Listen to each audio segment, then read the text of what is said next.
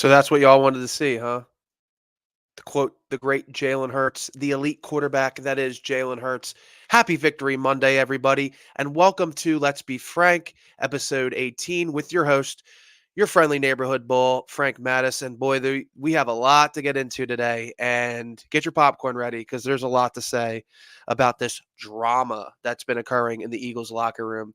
Obviously, going to recap yesterday's game. Eagles made a huge statement yesterday and quieted all the critics who had a lot to say about this team and this organization. I will also talk about the Phillies and provide some context as to maybe why they're not making a big of a splash that everybody anticipated. And I will also preview the college football playoff. So let's talk about those birds. First of all, shout out to Michael Roscoe of the Second 15 podcast. We did a review of the game last week against the Panthers, and we also talked about the rookies' grades, giving them grades for their season so far. I had a blast doing it. We'll absolutely do it again. Check out Second and 15 podcast on Old City Sports Network with Michael Roscoe. I had a blast doing it, and we will absolutely do it again, most likely for the playoffs, as well as other pods on this network. So I look forward to that. Um, but after we did the pod, the whole drama started, right? We had the whole comments with BG talking about the relationship with AJ and um, Jalen Hurts, and the whole world lost their minds. The whole city of Philadelphia lost their minds, and the mainstream and local sports media had a lot to say. And, I could have easily came back on here and talked about the whole drama, but this was a nothing burger. And I knew it was a nothing burger for a variety of reasons. One, BG likes to talk. I love the guy to death. You know me. I got emotional talking about, him potentially being done as a Philadelphia Eagle, given the injury against the Rams. The guy really, you know, is one of my, favorite players of all time. Y'all know I love BG, but the guy loves to talk. And when we all know somebody who just keeps going and going and going and going, when you talk like BG talks, sometimes you're susceptible of saying some things that are out of pocket in a lot of ways, or you might reveal something that may not be true because you just keep going on and on and on. And I think that this is what that was. And Jalen came out, immediately nipped it in the bud. Um, and you could tell, given some of the sources, um, that we got on the ground that were at the NovaCare complex. Some of the local media, the beat writers, were reporting that the vibes were at an all-time high, that there was nothing to see here, and there was no drama. Because usually when these things happen and these stories break, the next thing you want to see is the next domino to fall. Usually when there's smoke, there's fire. And there was none of that. So I could have easily went on this show and talked about in great detail about, this, here we go again with this Eagles drama, just like in 2023, like everybody on the mainstream sports networks, local sports, kept regurgitating all week long.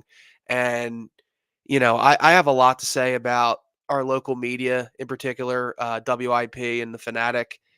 Here's the truth about them. They don't necessarily thrive when the teams are winning or when the teams are losing. They thrive when there's drama. And they ate this whole thing up. And all their callers, you had boomer callers call in and be like, AJ Brown's a cancer. And you don't hear the offensive lineman complain like AJ does. Why do these diva wide receivers act the way they do? Well, first of all, dumbass, if you were paid like AJ Brown was being paid, and you're as good as AJ Brown is, and I will get into the greatness that is AJ Brown, and you not only have an opportunity to make plays and your quarterback misses it, um, but you're one of the best players on the team and that you can make things happen. I don't think AJ Brown is a diva. I don't think AJ Brown is a cancer. I think AJ Brown is a guy that, like any other wide receiver, they want the ball.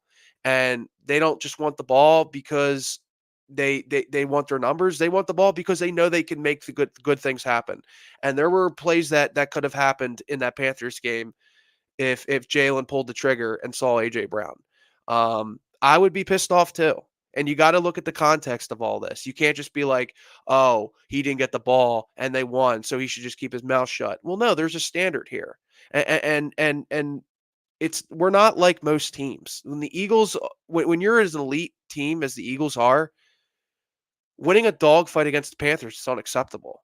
Now, granted, this was a game that was smack dab in between the Ravens and the Steelers game.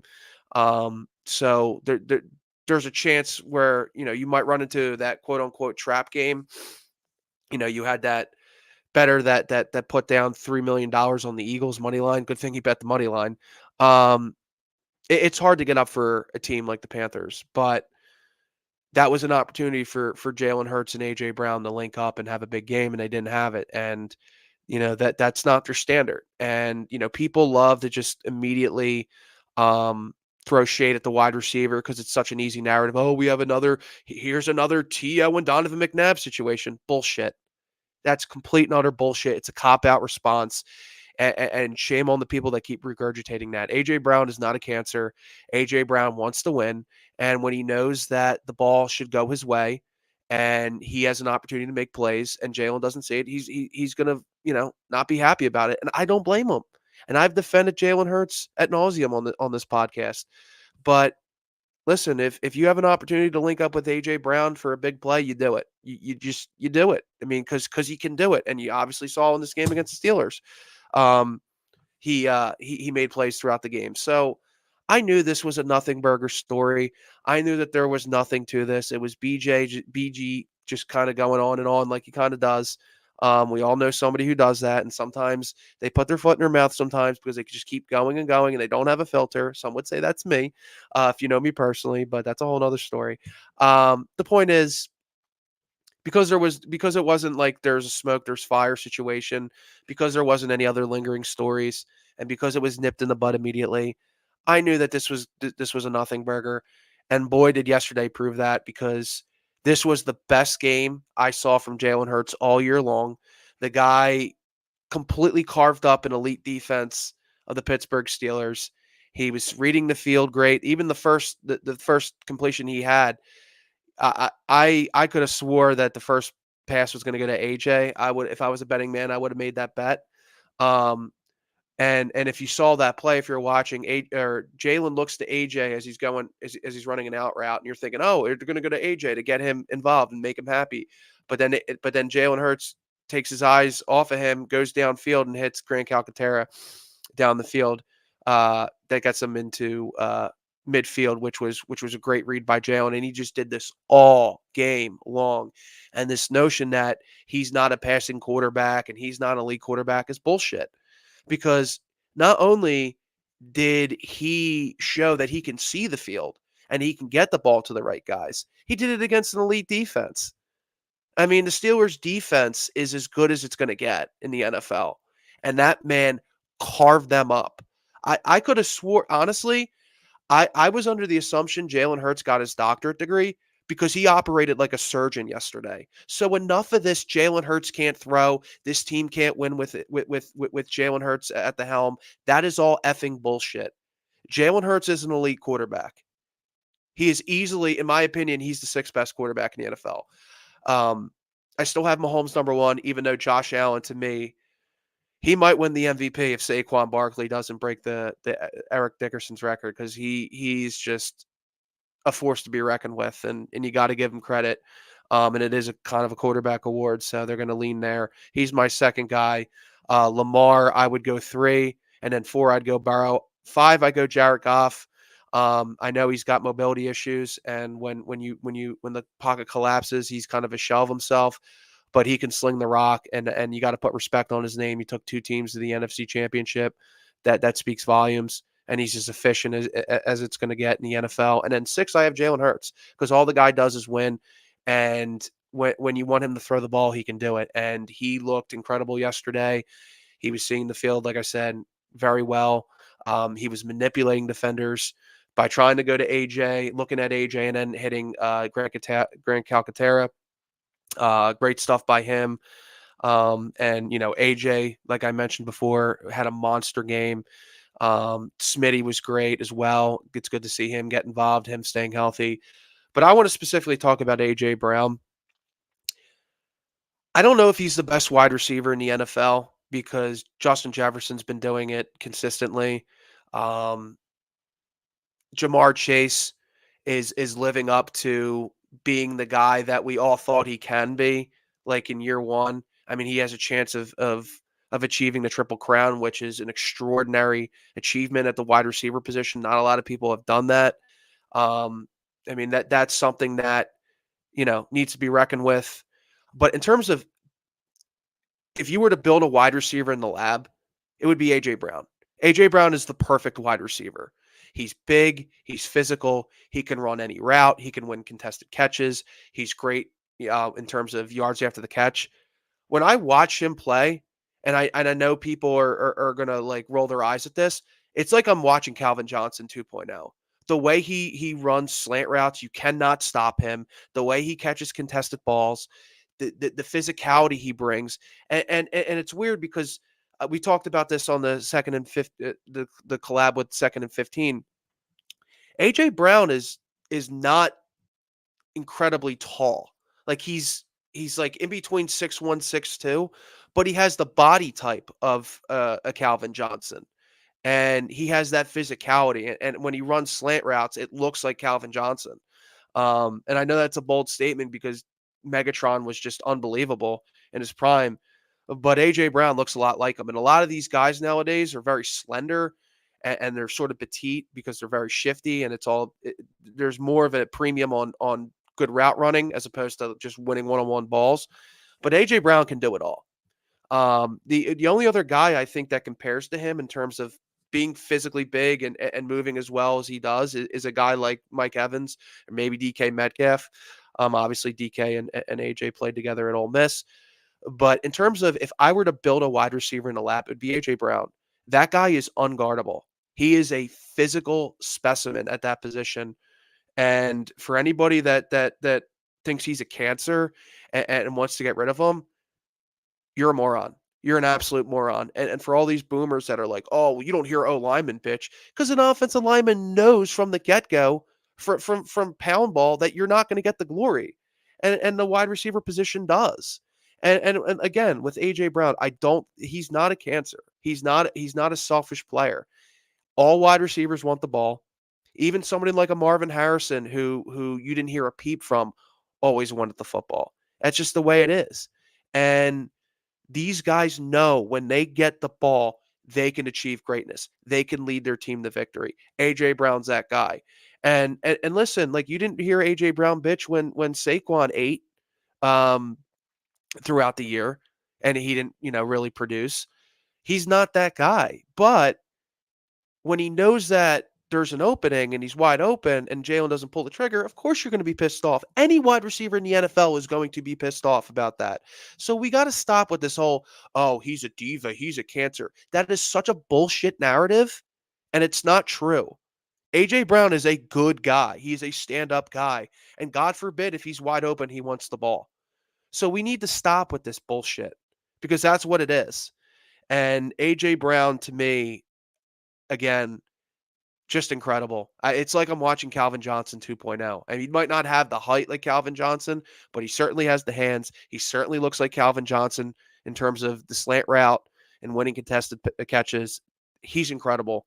And when you balance when you factor in what you saw from the passing offense on top of what Saquon Barkley can do, and on top of what Kenny Gainwell can do, who by the way is really starting to ramp up his production and a guy that people have always slept on, but I've always liked this guy because he's versatile. He can catch the ball, he can run, he's got burst, he's got juice, and he's a good complementary back. He's always been a good complementary back for whoever we had, whether it was Miles Sanders, DeAndre Swift, and now Saquon Barkley, who looked a bit banged up in that game, and hopefully he can, obviously get back on the field and continue to do his thing. Um, but Kenny Gainwell is a good change of pace back, and a guy that a lot of Eagles fans have slept on. But I like seeing him more and more in this offense because I think he can do good things. I really think he's an unsung hero on this team. He was the unsung hero in our 2022 Super Bowl appearance in that run. If you remember that NFC Championship game, he was incredible. So this is a guy I think people need to put some respect on. And with Saquon Barkley's health now being in question, we're gonna have to use him more, and I'm good with that. With that offensive line, I think he's going to be fine. So the offense was tremendous. When you perform like that, you can beat any team in the NFL. And then when you have the defense like you have, I mean, holy shit, did this defense suffocate Russell Wilson in that offense? Um, just incredible stuff. Zach Bond again playing at an All Pro level. N'Kobe Dean doing his thing. I mean, I can't say enough that how night and day it is from last year, given the linebacker production that we have. Jalen Carter continues to wreck shop. Milton Williams does his thing. Kenyon Mitchell getting in there when defending Darius Slay. I mean, the guy wants all the smoke, and no one's going to pull the trigger when he's on the field because he's the warden at Guantanamo Bay or whatever it's called. Um, I should probably get that right, but uh, he's the warden of that prison, and he's going to lock your ass up like he does every single game because the guy is incredible. Cooper DeJean had another big game. Um, Nolan Smith continues to produce. He had a nice game as well. I mean, they just couldn't do anything. They couldn't throw the ball. They couldn't run the ball. They couldn't do shit. And when like the template that we saw from this Eagles team yesterday, that they're beating any other team. That team's winning the Super Bowl. The team that played yesterday, may God have mercy on your soul if you have to play them. And obviously, as an Eagles fan, you're excited after what you saw and given all the bullshit that was said throughout the week. But it's true. When you have a balanced offensive attack like that and you pounce early like they did, and I mean the only reason why the Steelers were in that game were because of a couple fumbles. And you take that away. This score 27-13, it should have been easily 38 to 10 or 38 to 6 or 9 or whatever. It could have it could have got really ugly. But, obviously Sirianni called off the dogs at the end of the game, and they were able to get the W. Also huge confidence booster for Jake Elliott. Um, I thought he obviously stepped up in a big way, had a nice game, kind of quiet the critics there about, oh, we might have a kicker problem. Jake Elliott might be an issue. Uh, I thought he kicked the ball well, and he kind of quieted some critics about yesterday. Um, and like I alluded to before, and I've been alluding to this entire time, this Eagles team that played yesterday in their biggest win of the year, their most emphatic win of the year, no one's beating them. Not Buffalo, not Kansas City, not Detroit, given all their coaching issues now. They better win the Super Bowl. They better win the Super Bowl because they have the team. And, this luckily this team, the way that's constructed, it's not going to be a team that's just, this is our final dance. This is our last dance, so to speak. This is our final shot.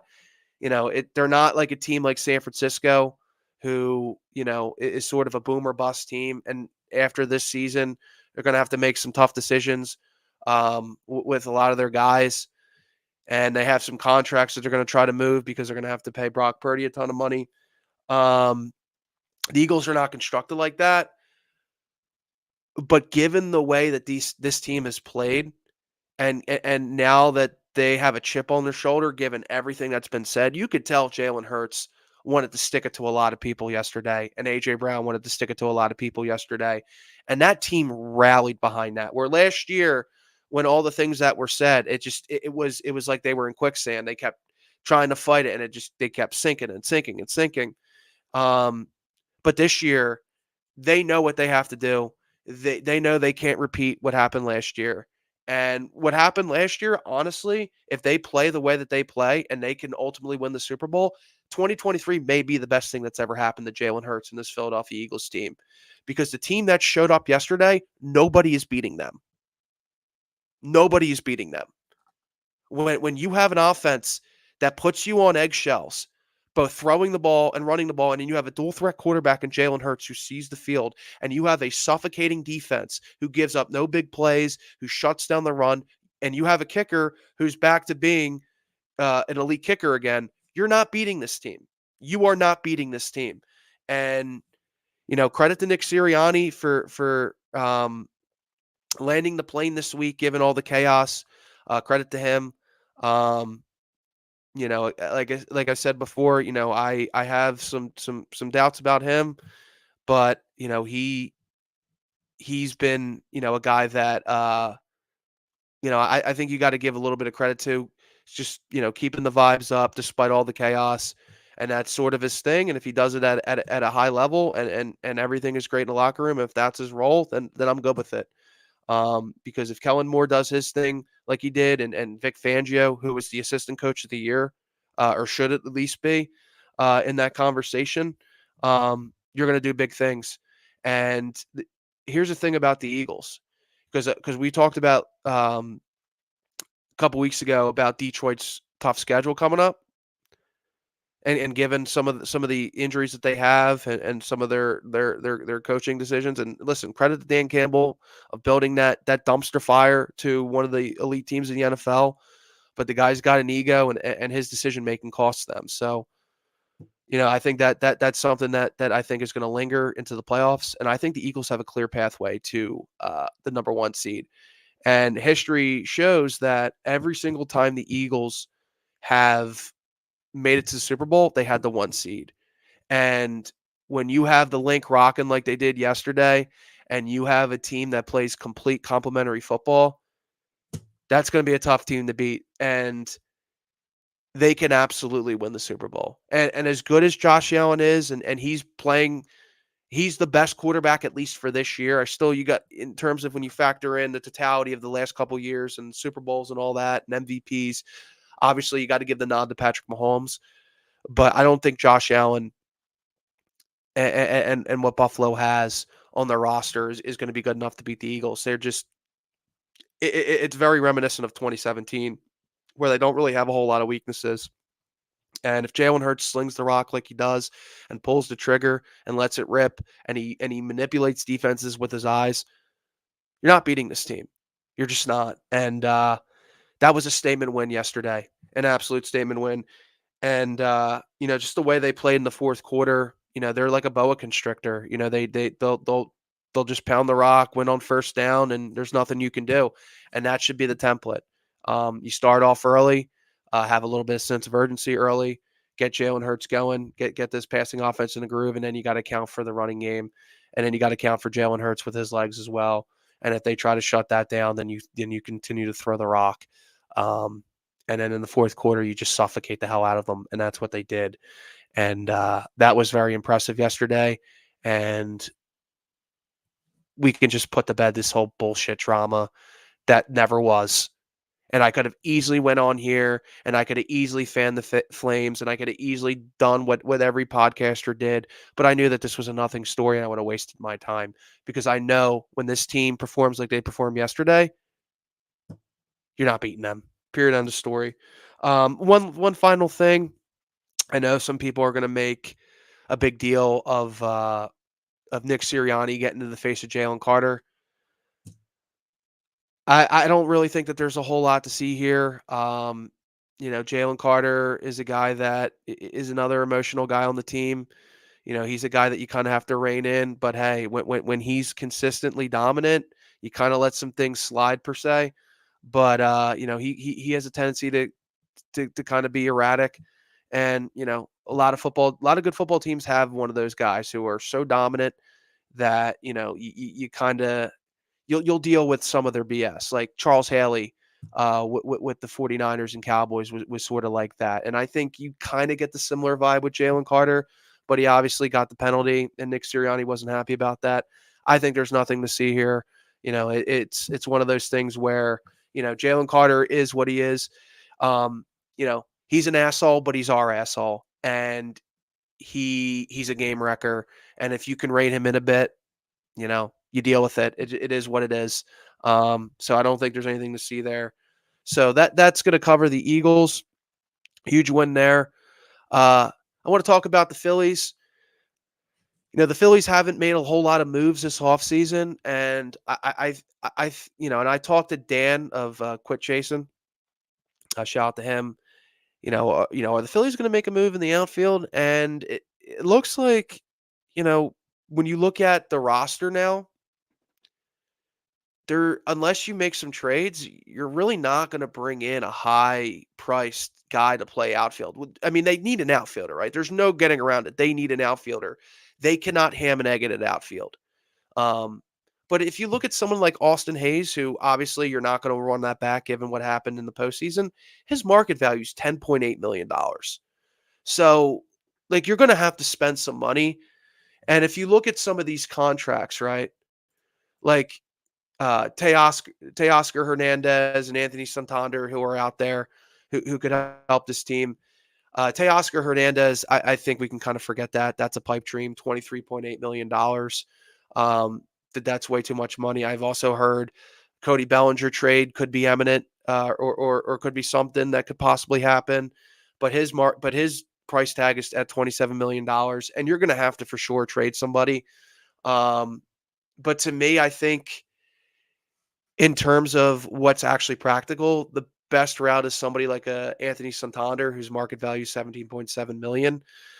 Look, at the end of the day, like they can't really do much with the roster they have unless they make some trades. Next year they'll have the latitude to bring in whoever they want, because you have Schwarber, who's going to be a free agent in 2026. You have JT Realmuto, who's a free agent in 2026. Me personally, I said it after the season, I think you can afford to trade a guy like JT Realmuto given his offensive struggles. I know he's sorry. Um, Sorry about that. I know he's phenomenal defensively. There's no question about it. But you don't need to pay a premium on a guy who should not be batting 1 through 6.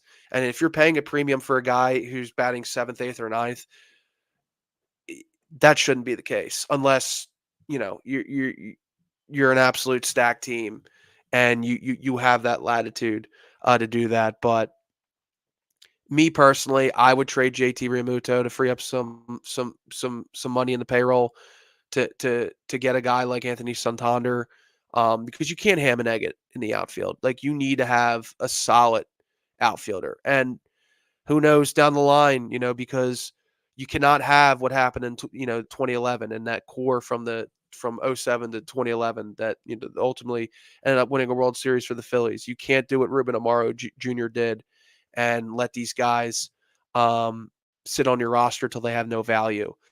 At some point, the levee is going to break, and at some point, you're going to have to replenish the well and kind of go through a soft reboot. So a guy like even Nick Castellanos might be dealt down the line. I'm not saying this year, but these are moves that are going to have to be made sooner rather than later. They don't have to be made now.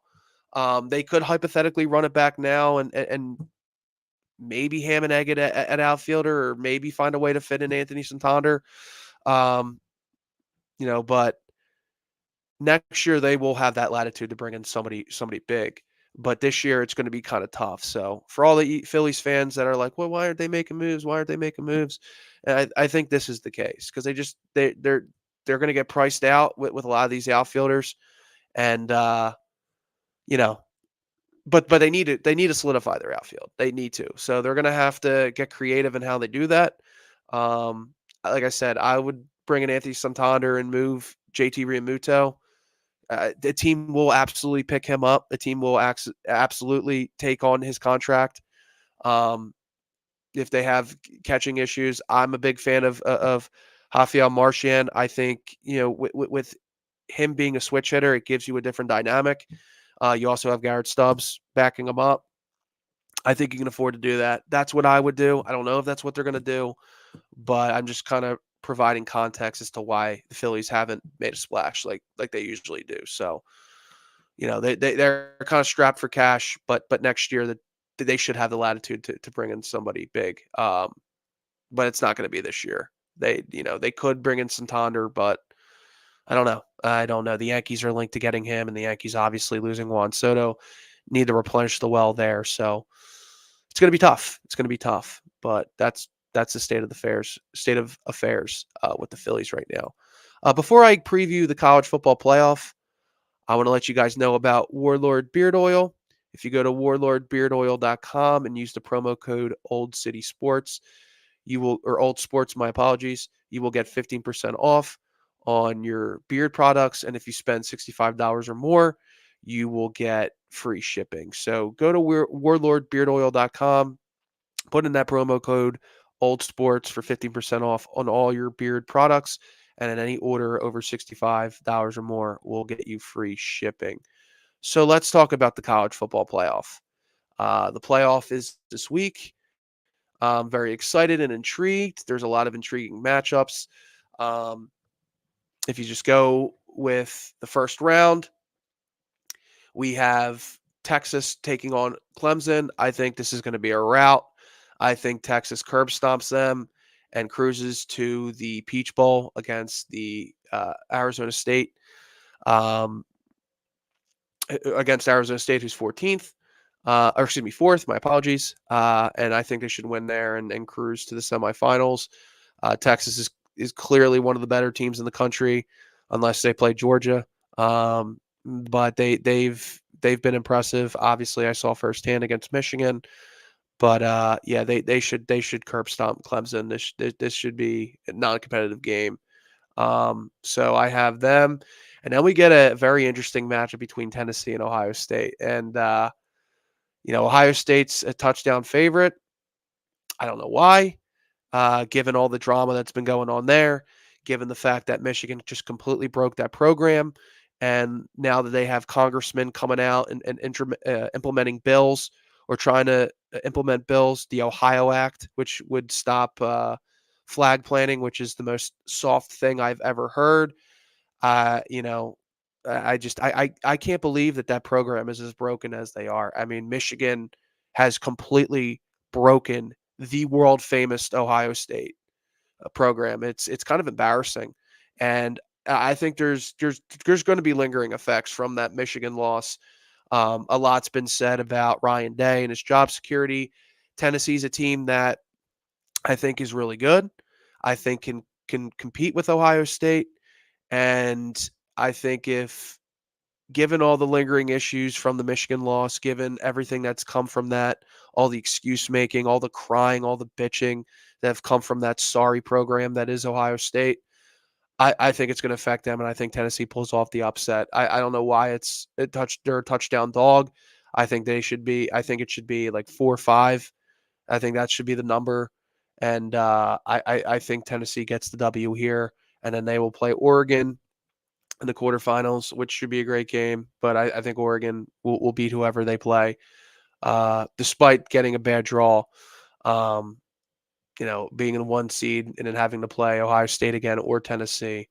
It's going to be a competitive game, unlike the Texas Arizona State game. So I have Tennessee pulling off the upset, beating the Ohio State Buckeyes, who are just broken. What is there to say? I mean, it's a sad state of affairs given what Michigan did to them um, in the last Saturday of November. It's really sad. You know what I mean? To see Ohio State and what they've become, implementing bills to stop flag planting. Like, grow up. I mean, that's just so pathetic. And I hope to God Tennessee beats them, and I think they beat them. I think they have the players, um, and I think they pull off the upset. And then we have SMU and Penn State. Man, Penn State, no more excuses. No more excuses for James Franklin. This is the most favorable pathway to get into the semifinals. You're going up against an SMU team who you should beat handedly. They're an 8.5-point favorite, and with good reason. Playing at Happy Valley in that environment. It's a shame it's not a night game, but regardless they should take care of business. And then they play Boise State. Ashton Genty's been a great story, but Penn State has better players.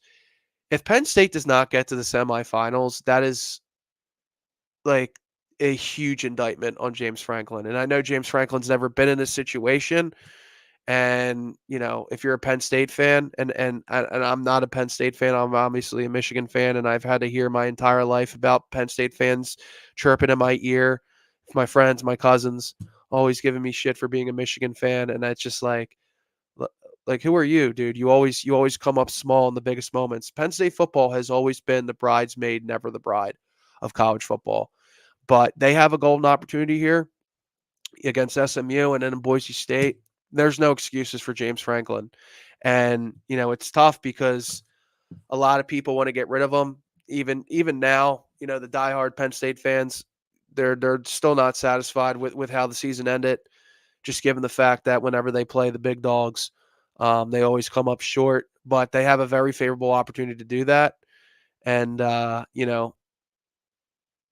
I don't know what they're going to do if they don't, because that buyout's what I saw yesterday is $56.66 million to buy out James Franklin's contract. So, um, yeah, man, no more excuses if you're Penn State. You got to get it done. And I'm not even a fan. I could care less. I would laugh my ass off if they lost this game. I don't want them to get to the semifinals, but they should. They should. They got a very favorable path to get over the hump this year. And if they don't do it, I don't think they're ever going to do it. Especially with Michigan building back up after the soft reboot this year. Now that they got Bryce Underwood, Ohio State's going to always be in the mix. Oregon is a juggernaut and a team that will spend any amount of money that they need. Um, and those are the three teams in your way going forward. So something's got to give with Penn State this year, but I do have them beating SMU, and they do I have them beating Boise State? No, I'm going to go Boise State. I think Penn State loses to Boise State, so they not get into the semifinals, and the narrative around James Franklin will continue. So that's kind of where I see things, and I will get in depth next week, given all the things that happened in this college football playoff. And then we get to Indiana Notre Dame. It's kind of an interesting game. I think both teams.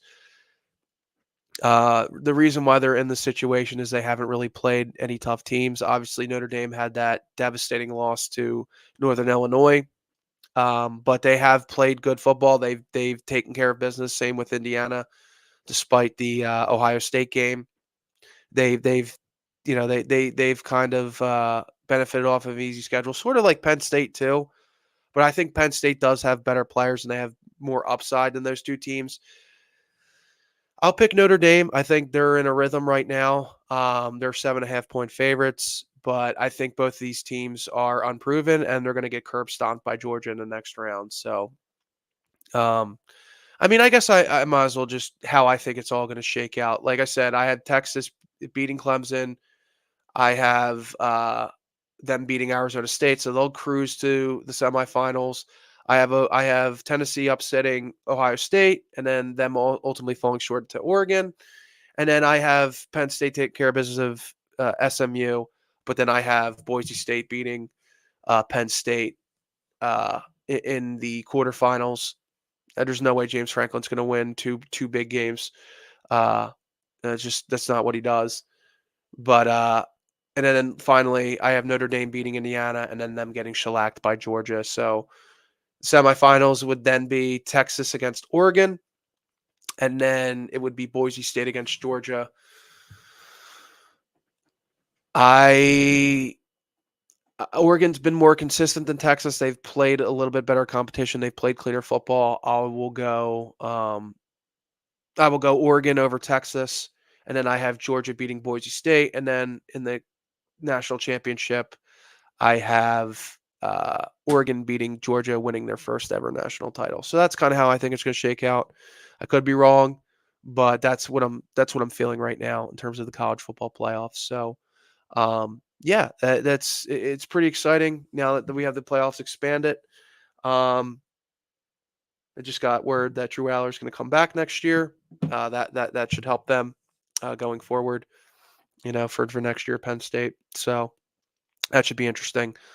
But speaking of them, I think that this is a golden opportunity to them for Penn State to get to the semifinals. I don't know if they'll do it given James Franklin's history, but they better. They better because the chickens will come home to roost and people will be pissed. Same thing with Ohio State. Uh, they better win it all, or people are going to have uh, Ryan Day's head.